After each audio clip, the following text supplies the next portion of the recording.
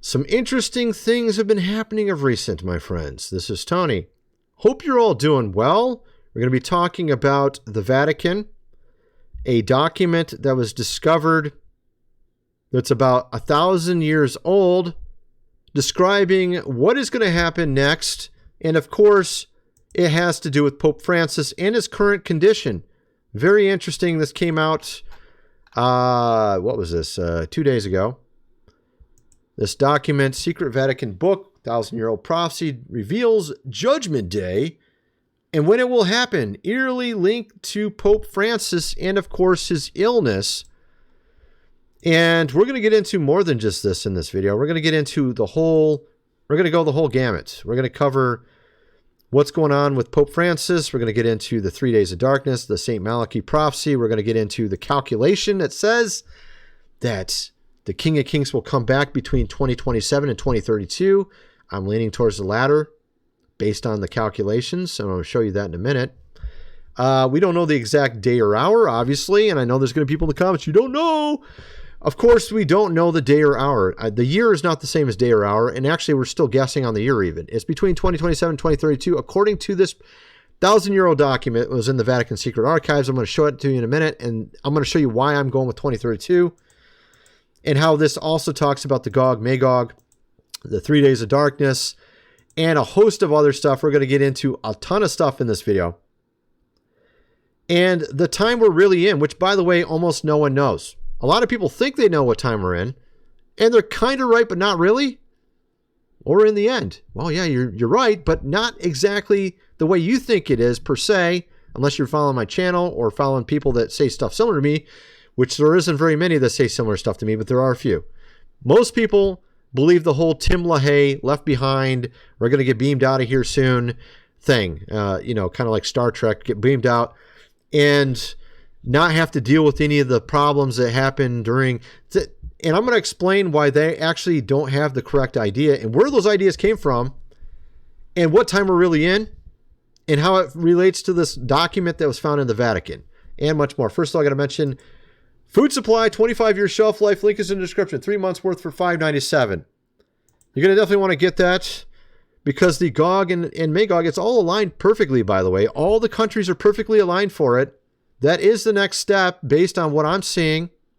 And it would happen between now and when he comes back, which would be between 2027 and 2032 when he comes back, allegedly. Again, I can't say for sure, but that's what these documents appear to say. So it'd be between now and then, whenever that is. Not very much time. What is that, 7 years max? 2 to 7 years? Not very long. Might want to get that just in case. You never know what's next. Could be completely wrong. Maybe it'll be 500 years from now, but I don't think so. At any rate, link is in the description. Also, this book here, The Lost Ways.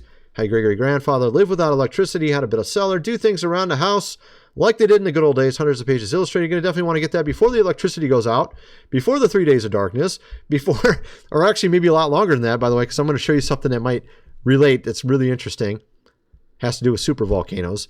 And one that went off in a very similar, I'll get into it in a little bit. It's hard to explain right now.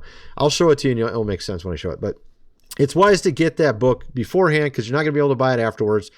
Obviously, it takes electricity to watch me on video, and Walmart doesn't have this book. So definitely get this book. Get the printed version, $37 plus shipping. Link is in the description. Of course, my website, GR Videos. Go check it out. Lots of deep dives and a lot of interesting topics. You're going to definitely want to check that out as well. Got a lot of interesting videos getting into lots of different topics. I'm not even going to get into... I'm honestly not covering the whole topic here because I've talked about some of the stuff before, but a lot of it I have not talked about. Particularly this 2032, 2027 thing and this in the Vatican Secret Archives and some of this other stuff. But I'm not even going to get into a lot of stuff I've covered before at all in this video. I'm going to get into mainly stuff I've never covered before, but there's so much. If you haven't watched me before, there's so many things I ain't going to talk about in this video. Because if I actually wanted to talk about everything I wanted to talk about, it'd be like a 4-hour video. So you're going to definitely want to go check out some of the other stuff I've talked about over my channel, website, GR Videos. Link is in the description. Now let's get back to the video. So we have an interesting thing here. So Pope Francis is doing better. I was expecting this. Why was I expecting this? Well, because I knew he was the last pope. According to the St Malachy prophecy, he's the last pope. And I knew the time was not up yet. I knew the time was not up. Based on all my research, I was pretty sure this guy's going to pull through We got some years left. We've got a few years left. And the guy is thanking the public for prayers, first public comments since hospitalization. I can't talk here. And yesterday was Ash Wednesday. And of course, maybe some of you went to a service. I went to a service. There was people making jokes about the Pope and his condition. Something about ashes, obviously Ash Wednesday relating to that. I don't think that was a good idea, but some people don't like him for, I'm not a fan of him either, but I'm not going to make jokes like that. That's just not right. But at any rate, I think you get the idea. So what's interesting about this document is it talks about, so this was found in I didn't realize how the history of this thing went with the St Malachy prophecy.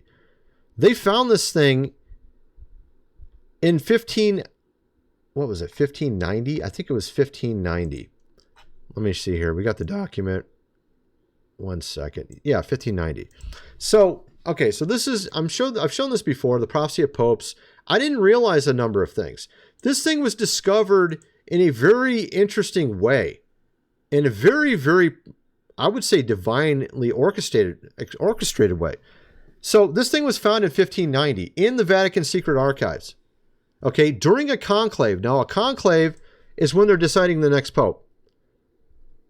It was found during a conclave when they were going to decide the next pope, and the pope, the motto of the pope in this document says something really interesting. I didn't even know about this. Check this out. It said, so this is the pope that found it.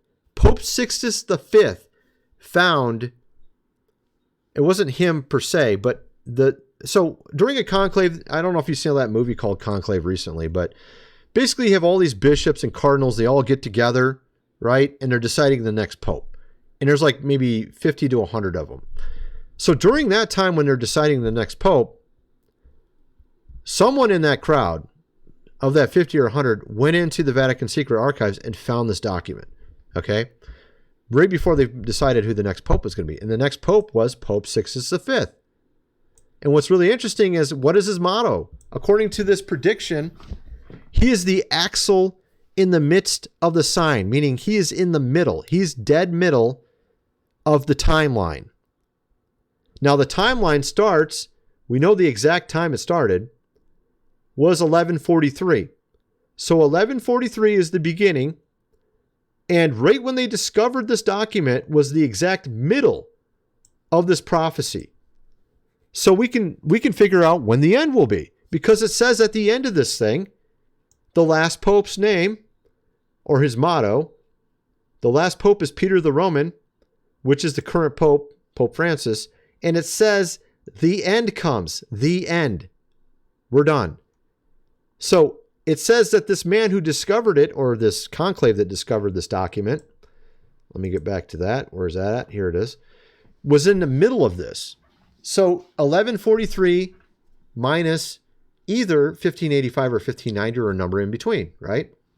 Very simple to understand. 1585 minus 1143 gives you 442. You add 442 to 1585. What do you get? 2027. This is what that article I showed you earlier was saying is the time when he will come back. The King of Kings will come back, Jesus. But actually, I disagree with him. Let me show you what I think is going on. Okay, let me show you what I think is going on. So I think it's actually in the middle of his time, not the beginning. So 1585, 1590, you subtract the 2, divided by 2, you get 2.5 years. Add that to 1585, you get 1587 and a half. 1587 plus 11, or 1587 minus 1143 is 444. Technically, it would be 444.5 or 444.4, but this number 444 is a very significant number in Scripture. It refers to change, completion, divine protection. Change, meaning that there's a change now, and things are going to be different. Now they know about this prophecy. Completion, that they've completed a cycle. They've completed half of it. And the motto says they're at the middle point. Okay, you have guidance. This is a form of guidance because document was discovered, and it's guiding the church and saying, look, you're at the halfway point of this prophecy. After this is the end, right? So I think this might be the correct number. It might be the 444. It makes more sense to me. 15, and then technically, if you do it correctly, because it was 1587 in September, plus 444.5, you get 2032. So the year would be 2032. Now, if you add the 0.25 would be about March, because that'd be about the quarter through the year, right? March 18th is when this guy predicted it. I'm not saying he's correct. He could be completely wrong. It could be 2028, 2029. It could be 2027. It could be 2032, January. I don't know, right? We don't know the day or hour, obviously. So this guy did his own calculation here, and he came up with March 18th, 2032. Using this prediction that was in the Vatican Secret Archives as to when the end will come, right? This could be correct, could be incorrect. Obviously, no one knows the day or the hour, so I would actually imagine this is probably not correct because he's telling you the exact day. So it's probably not correct. At any rate, you get the idea. So then I was thinking to myself, well, obviously, if he comes back somewhere in that range, let's say it's 2032, and obviously from now to 2032 is only 7 years, and it says 3 days of darkness is going to happen between those time frames. So between now and 2032 is when the 3 days of darkness would occur. Or it could be 2027. Who knows, right? It could be one of the two. It could be 2 years from now when he comes back. So you have here the apocalyptic concept of 3 days of darkness. I asked ChatGPT if this was real. When would it theoretically happen in the future? I thought it was very interesting what I had to say here. Of course, 3 days of darkness is found in religious, mystical, and apocalyptic traditions, particularly in the Catholic Church more so, because of a certain padre that was known to be sort of a saint. Pio, I think is his name. Now, interesting a lot about this is what it suggested as the first one. So when it mentioned this, I was like, oh my goodness, this reminds me of the super volcano that went off in 535 AD. So if you understand the concept of the red and white dragon, I've talked about it numerous times on my channel. You had King Arthur in Merlin the Magician. King Arthur had a dream about a red and white dragon fighting for power, of course, over the world.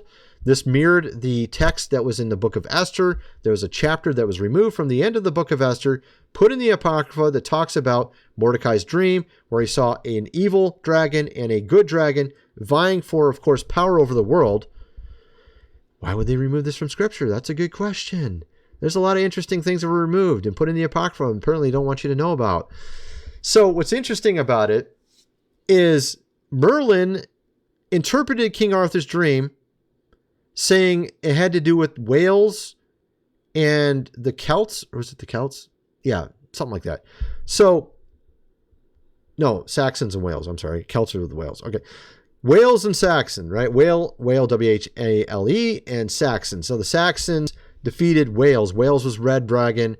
White dragon was Saxons. Okay. And that set up the Middle Ages, 500 AD to 1500 AD. But what's interesting is right after that dream, 5 years later, there was a super volcano that went off, and the earth was dark for, I think it was like half a year or something like that. So this suggestion is very interesting because if you understand the concept of the red and white dragon, the red dragon is over the earth for 500 years. There's 500-year slots where it could be the white dragon or the red dragon. And I can tell you the history. You start with 500 BC, the book of Esther, where she saved Israel. That went from the red dragon. So the red dragon was 1000 BC to 500 BC. 500 BC to 0 AD was the white dragon because of Esther. 0 AD to 500 AD was the red dragon. And you can see this in the New Testament because it says the devil is the god of this world. And actually it doesn't say world. It says the word aeon, which means age. So it says the devil is the god of this age. And that age was the 500 years from 0 AD to 500 AD. That's why there was so much trouble during that time. 500 AD to 1500 AD was the white dragon. This was a 1,000-year millennial kingdom. Now, the white dragon, that comes, I've talked about all this stuff before, but the super volcano happened 5 years into the white dragon's age. So we just entered in the white dragon's age this year. So we could be seeing a supervolcano, which would correlate or sort of relate to what happened in 500 AD. And that would also cause darkness, probably a lot longer than 3 days, though. So it might not be this, but that's just one potential. You have an asteroid impact. Obviously, that would cause darkness. You have solar storm. They've been talking about this a lot recently. Coronal mass ejection. You got astronomical events. I had a dream recently about some strange... it might not have to do with anything, but I had a dream where something happened in the heavens. And the entire world was freaking out because something happened to where it looked like the Earth went off alignment or something. Something happened where everything looked wrong in space. Okay? And everyone was freaking out. And that was my dream. But actually, people lived for months and after that were like, oh, I guess there is nothing really bad happening yet, you know? So, but everyone was freaking out over it. So I don't know if that was related to this or not.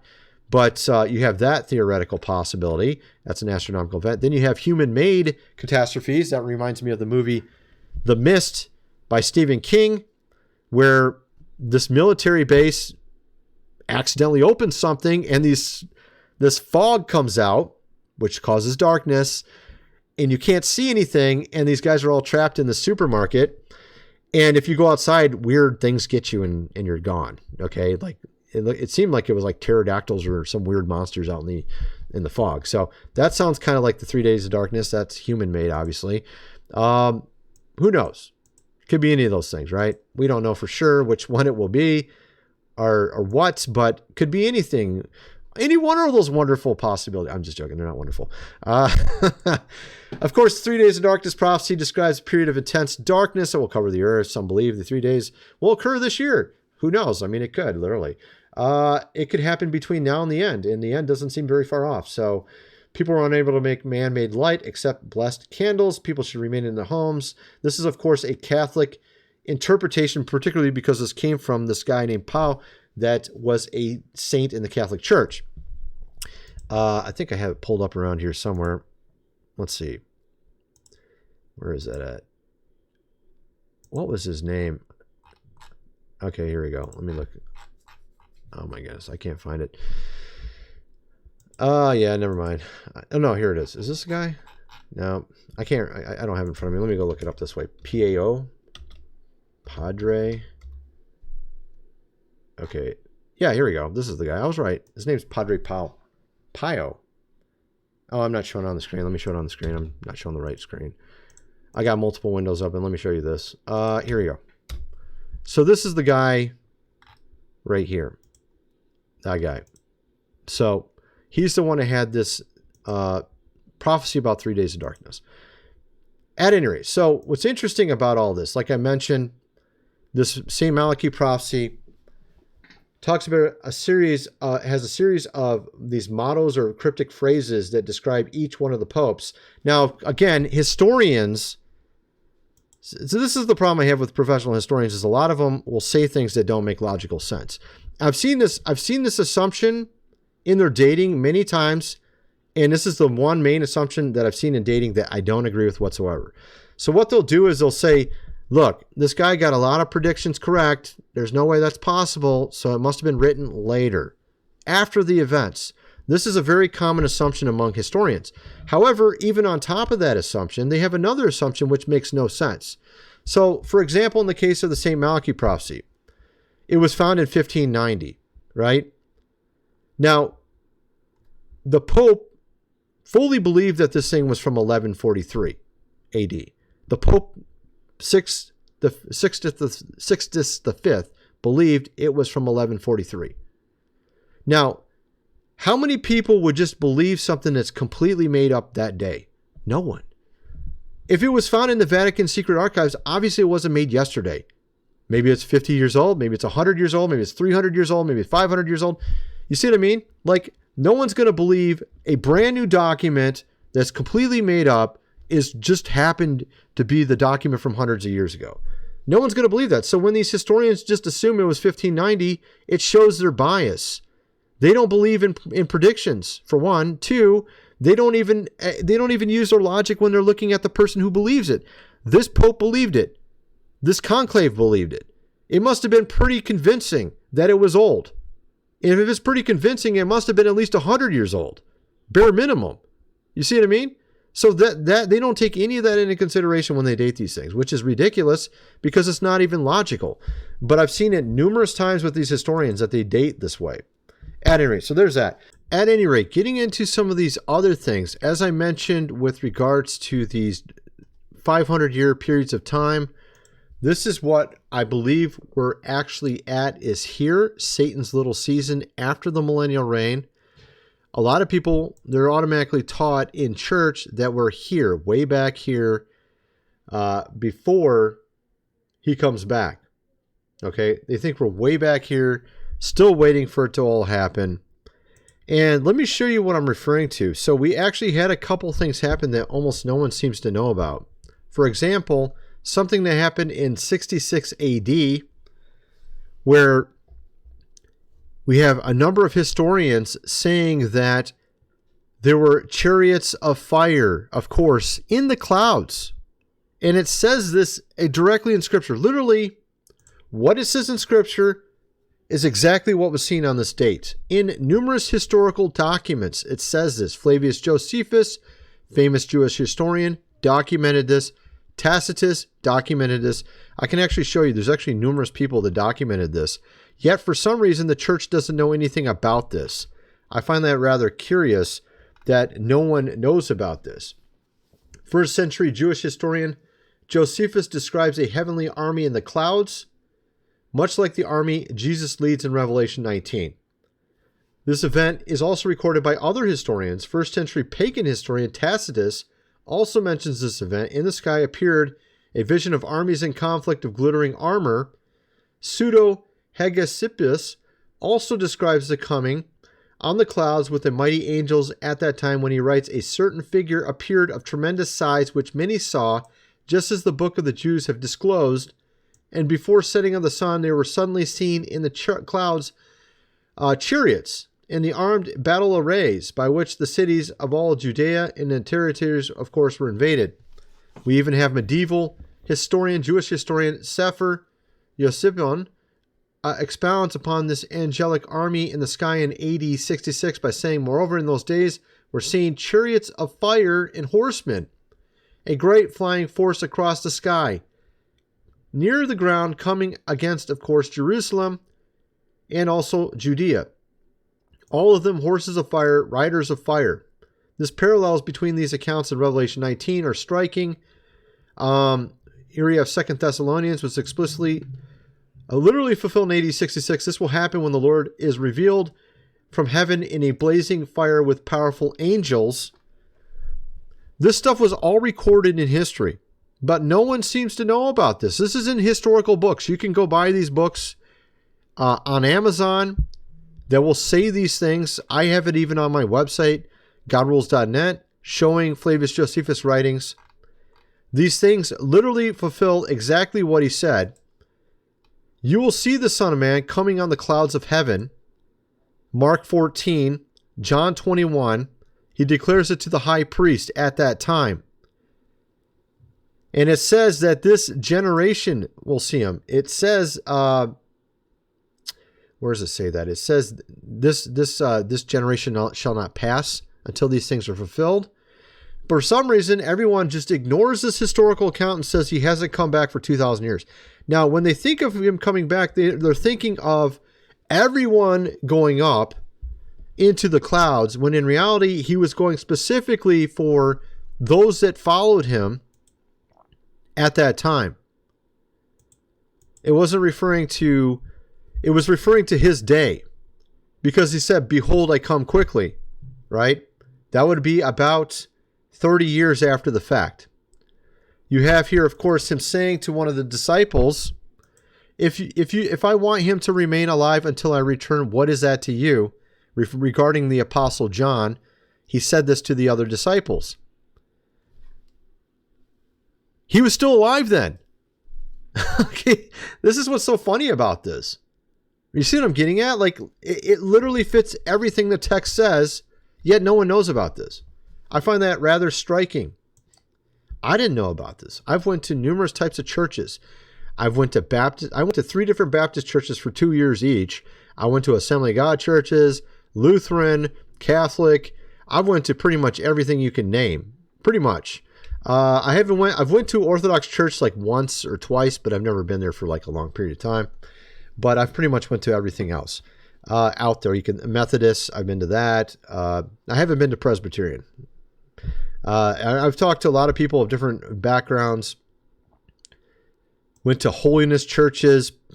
I don't want to get into all. There's like a million things I've seen with regards to these churches. Now you have here, of course, this is interesting as well. This has to do with the 6,000 year prediction I'm going to get into next. Where we have here, of course, one of my favorite theologians from AD 169, Theophilos of Antioch, talking about what time frame it was in when he was living. All the years from the creation of the world amount to a total of 5,698 years, odd months and days. He wrote this in AD 169. Now, what's interesting is if you go look up the Hebrew calendar today, it will say that you live in, let me go look it up. I'll show you how it's completely wrong. Hebrew year, calendar year. Let's go. Oh, it says we're in 5785. It says we're in 5785 when this guy said back in AD 169 that it was already 5,698 years. So if you subtract 169 from this and you add 2024 to it, what do you get? Let me do that real quick. 5698 minus 169 plus 2025, you get, oh, I subtracted it. Whoops. That didn't work. 5698 minus 169. I accidentally subtracted it. Plus 2025. There we go. 7,554. So according to this man, we're living in the year 7,554, but they tell us that we live in 5785. That's almost 2,000 years off. So this is a lot of people don't know about this. This is the AM3 calendar. This here is the AM1 calendar. There was also an AM2 calendar for a short period of time during the time of Jerome. They've pretty much scrubbed, of course, from history the AM1 calendar. Almost no one seems to know about it. But Flavius Josephus agrees with the AM1 calendar. This Greek Septuagint agrees with the AM1 calendar. Pretty much all the historians in the past agree with the AM1 calendar. But for some reason, everybody today says, no, it's wrong. AM3 is correct. I find that really interesting because, of course, why would they do that? Because this says that if you understand these apocryphal texts, they all say that he's coming back around. He's coming at the year 6,000. Jesus. Okay. So what would if we're okay, so let me explain this. So if the devil was already in the bottomless pit for 1,000 years and came out and he was going forth to deceive the nations, that's called Satan's little season. He gets out of the bottomless pit. He goes and deceives everybody. Now, we could be in this time frame because he's going around to deceive everybody. He's making sure no one knows what happened. Changing, of course, things like history. Muddying the water, making it confusing. Stuff like that, right? We're actually in this season. The original calendar says we're in the year 7,554 right now, which means we're 1,000. No, I'm sorry. So 86, or so not 80, AM. So AM 6,000 was when Jesus is supposed to come back. Okay. And then after that, you have the 1,000-year reign. So then that would be 87,000 at the end of it, right? And then you got 554 years after that, which is where we're at. So we're 554 years after the millennial kingdom, according to this, if that makes sense. So the original calendar says that we're already 554 years after the millennial kingdom. And it says that the devil will change the times and seasons in Daniel. And he did change the times and seasons because in his little season, he doesn't want you to know what's going on. We're in this time. He wants you to believe we're way back here still. That's why those that teach this, by the way, were funded by, of course, this family. All the teaching you see in the Protestant church regarding this eschatology of the end times, almost all of it comes from this family. The Roth, of course, child. And guess who else works with them? The Pope did as well. Pope business plans. He worked with the same family. Let me show you that. Right there. Back in 2020.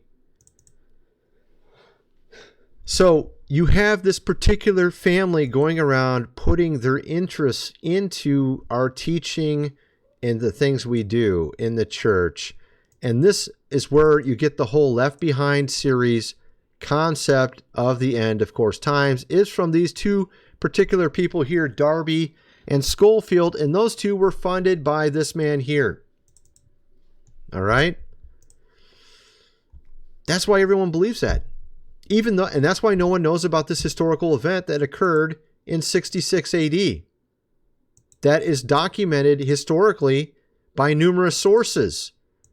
You would think people would know about this. You have multiple historians talking about something that occurred in this year, AD 66, and no one knows about it in the church. No one. No one teaches about this. No one knows about it. It's a historical documented event. No one knows about it. Literally matches perfectly what Scripture says, too.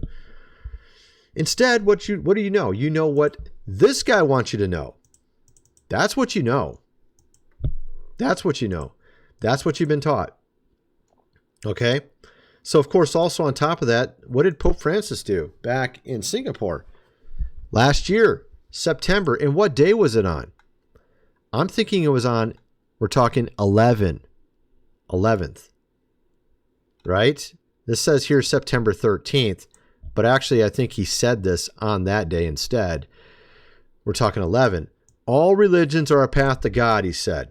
This is directly contradicting what Jesus said. I am the way, the truth, and life. No one comes to the Father but by me. Right there. No one comes to the Father except through me. This is a different translation. Okay. So you get the idea, though. All right. So he said it on that day, September. We're talking what day?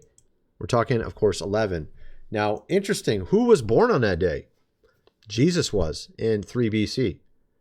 Yes, that was the day he was born. So he said it on his birthday. He said something flatly wrong on purpose on his birthday. You see what I'm getting at now? Okay. I accidentally clicked the wrong button there. 1 second here. Trying to put this back in the right place. Okay, so if you use stellarium, you use all these. This guy did a thorough job, by the way. Let me just show his channel. You can go check it out. It shows you when his birthday was. He is extremely thorough with this, showing all these historical documents, showing all these different dates things occurred, showing you stellarium, how it relates to Revelation, of course, 12. He gets into all of this and goes into great depth explaining out when he was exactly born, very scientifically.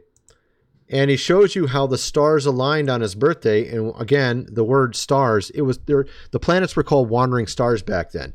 So all the planets or wandering stars aligned on his birthday. You've heard that phrase, the stars aligned on your birthday, or stars aligned for you. This is the one person that they aligned for on his birthday, the King of Kings when he was born. You can see here the moon. This is clothed with the sun. You got the moon at her feet. Actually, let me show you the correct. He's kind of messing with it. I think this is a few days off here. This is like the 16th or something. Here's actually the accurate way it's supposed to look. We're talking the 11th.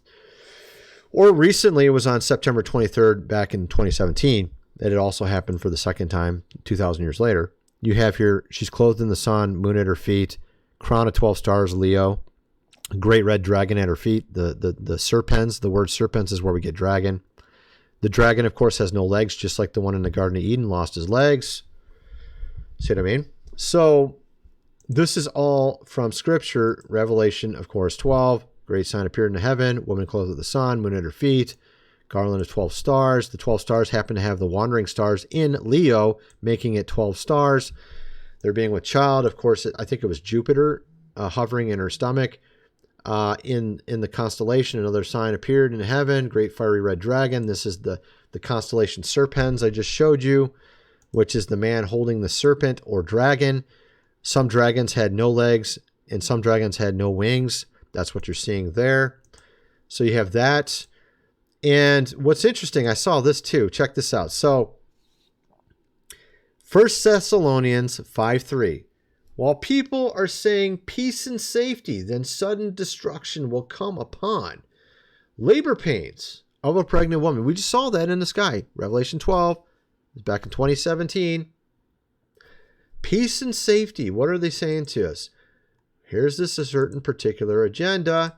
It's about ending poverty. Peace and safety.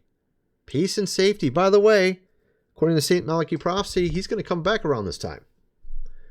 Right? You got the 3 days of darkness coming. You got the Gog, Magog. That sounds like utter destruction to me. Doesn't sound very good. See what I mean? See how that stuff all aligns perfectly? You have here, of course, the fact that all the nations are already currently aligned perfectly for this particular battle. Coalition of nations. As you can see here, the list right here, they're already aligned. And they are not by the ancient names mentioned in Revelation, but these are the modern names. They're literally perfect, and they're also Ezekiel. Perfectly aligned. All these countries, just as they're supposed to be for this final, of course, war. Very interesting. So, of course, that would be the next step in this whole process. The devil wants us to believe we're way back here when we're already at the final, of course, end. He wants us to think we're at the first end, before the millennial. We're actually at the second one already. And the reason why he wants you to think this way is because I think there is an aspect to changing timelines of sort of like, how do you explain this? The overall thought patterns and conscious of the people lead the direction of where people go. If people think wrongly, they go the wrong direction, right? So if everyone's thinking wrongly, perhaps the devil was thinking this was a means of somehow thwarting God's will or something. I don't know. And so that's what I think part of it was. It's a great, of course, deception. He goes forth to deceive the nations. That's what this all is about. We have been in that little season for 500 years. I believe it is finally ending. We are under the white dragon now, which happened last year. So now we're under the white dragon, which means we're entering into a good time, which clearly would make sense that the King of Kings would come back anytime soon, based on that concept. But of course, as I mentioned with the King Arthur thing, that 5 years after they entered the white dragon time frame, they still had a super volcano go off and craziness happened. So just because you enter into the good time don't mean there's going to be like 5-10 years of craziness that happened before the final good time. See what I mean? Which would be when he comes back and everything's set forth. But that's my video. I'm kind of wondering what some of you guys think. Let me know in the comment section below, and thanks for watching.